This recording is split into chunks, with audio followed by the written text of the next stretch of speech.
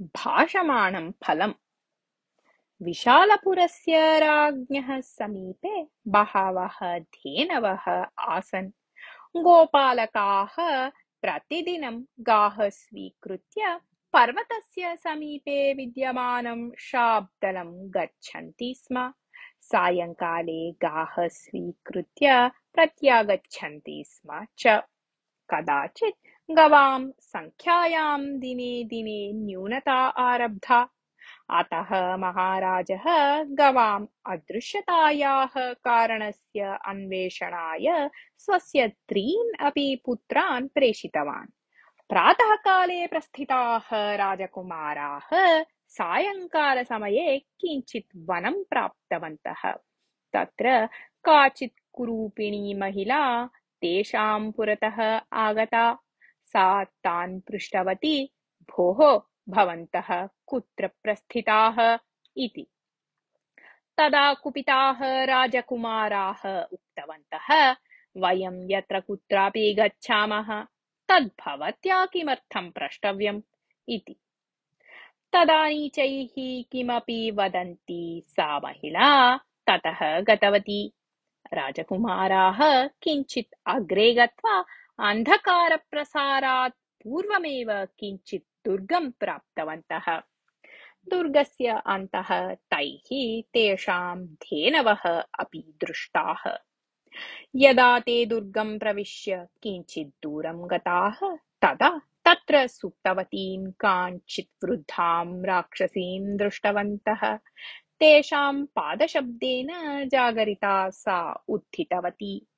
राजकुमाराः त्रयः अपि तस्याः समीपं गत्वा, मातः, वयम् उद्योगम् अन्विष्य आगताः स्मः। यदि भवती किमपि कार्यं दद्यात् तर्हि वयम् अत्रैव वासं करिष्यामः इति उक्तवन्तः। तदा वृद्धा राक्षसी ज्ञातवती यत् ते गवां निमित्तम् एव आगताः इति। कुटिला सा वृद्धा यद्यपि शक्तिहीना आसीत् तथापि उपायेन शत्रून् मारयति स्म।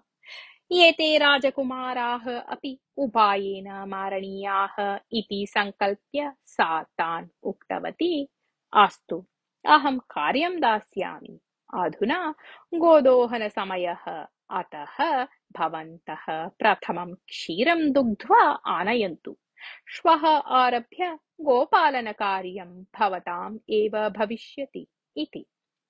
तस्याः वचनम् अङ्गीकृत्य राजकुमाराः गोदोहनं कृत्वा क्षीरम् आनीय तस्यै दत्तवन्तः।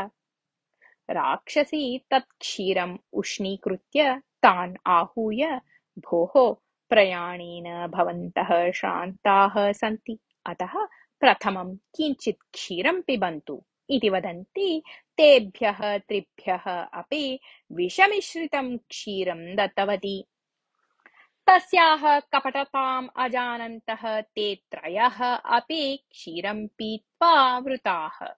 राक्षसी तेषां त्रयाणाम् अपि शरीराणि एकस्यां पेटिकायां गूहीतवती।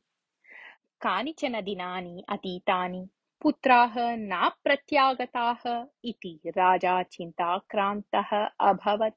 तदा गोपालकेषु अन्यतमः मुकुन्दः तस्य समीपम् आगत्य उक्तवान्, प्रभो, अहं गत्वा राजकुमाराणाम् अदृश्यतां गतानां धेनूनां च अन्वेषणं कृत्वा आगमिष्यामि इति।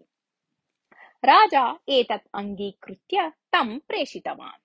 मुकुन्दः अपि राजकुमारैः गतेन मार्गेण एव गतवान्। मार्गे तस्य पुरतः अपि कुरूपिणी महिला आगता।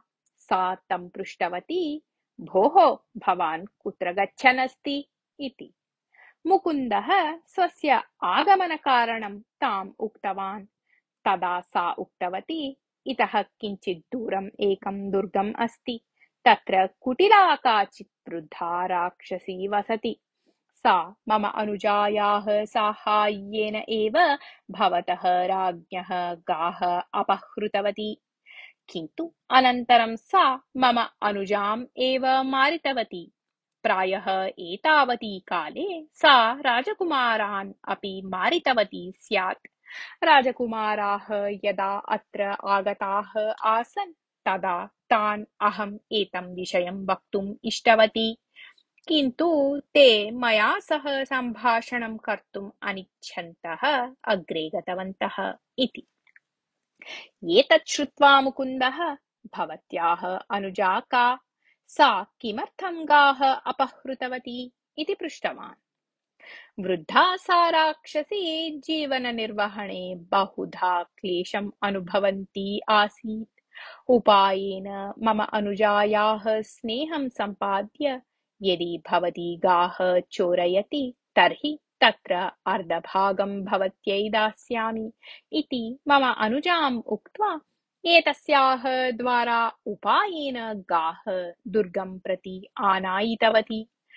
यदा तस्याः कार्यसिद्धिः अभवत् तदा निर्दयतया सा मम भगिनीं मारितवती।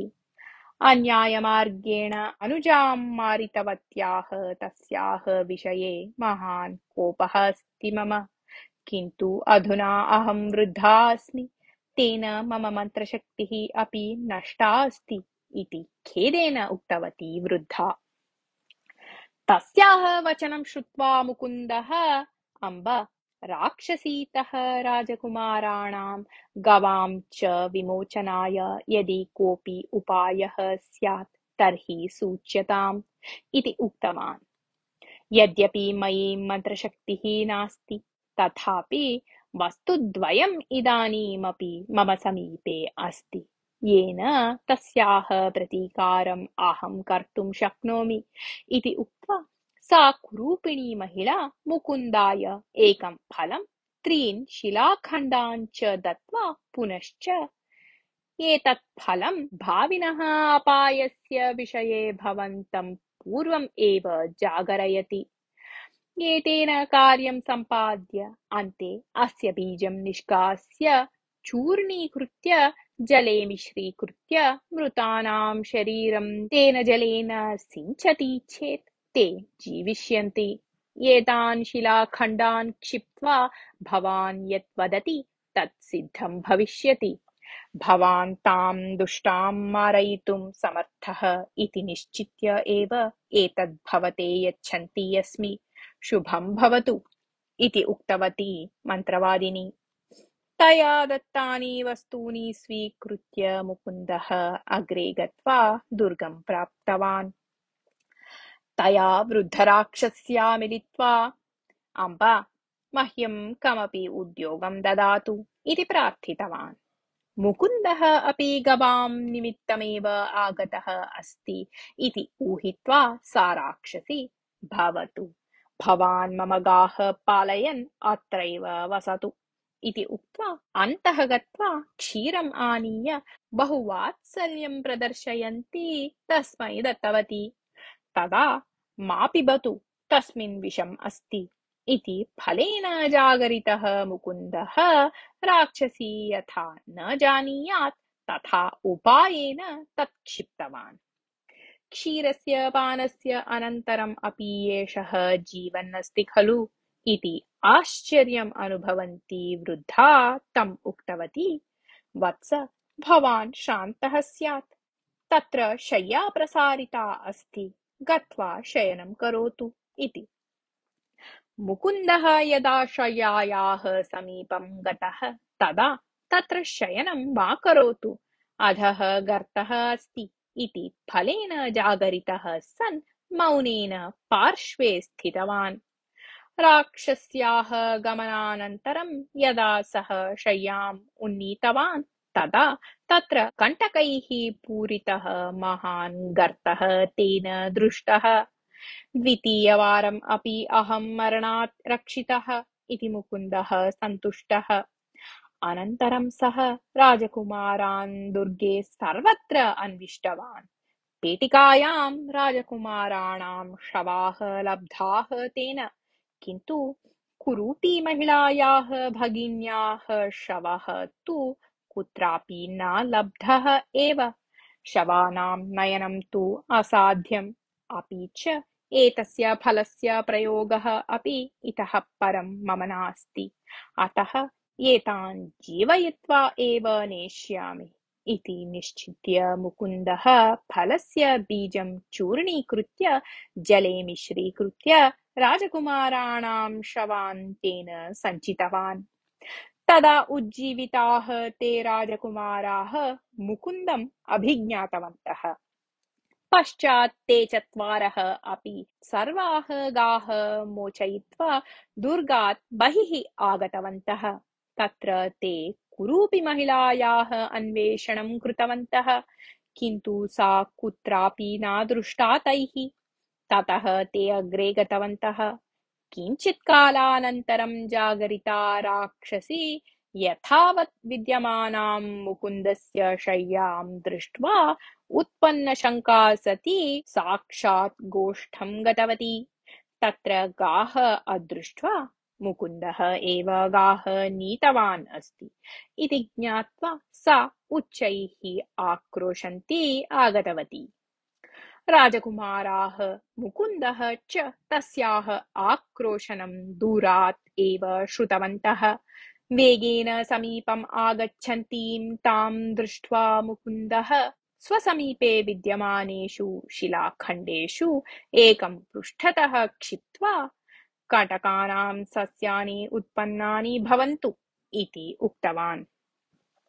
झटिति तत्र कण्टकसस्यानि उत्पन्नानि। तानि कष्टेन तीर्त्वा समीपम् आगतवती राक्षसी। तदा मुकुन्दः अन्यं शिलाखण्डं क्षिप्त्वा अग्निः भवतु इति उक्तवान्। अनुक्षणं राक्षसीं परितः अग्निः उत्पन्नः। अग्नितः अपि कथञ्चित् मोक्षं प्राप्य पुनश्च वेगेन तान् अनुसृतवती राक्षसी। पुनः समीपे आगतां राक्षसीं दृष्ट्वा तृतीयं शिलाखण्डं क्षिप्त्वा प्रवाहः भवतु इति उक्तवान् मुकुन्दः। जलप्रवाहम् अपि तीर्त्वा आगन्तुं प्रयत्नं कृतवती राक्षसी, परं वेगेन प्रवहता जलेन सा कुत्रापि नीता एव। अनन्तरं सायंकालसमये राज्यं प्राप्तवन्तः ते। प्रवृत्तं सर्वं श्रुत्वा महाराजः बहुसन्तुष्टः सन् मुकुन्दं बहुधा प्रशंसितवान्, विशेषतः सत्कृतवान् च। कथा समाप्ता।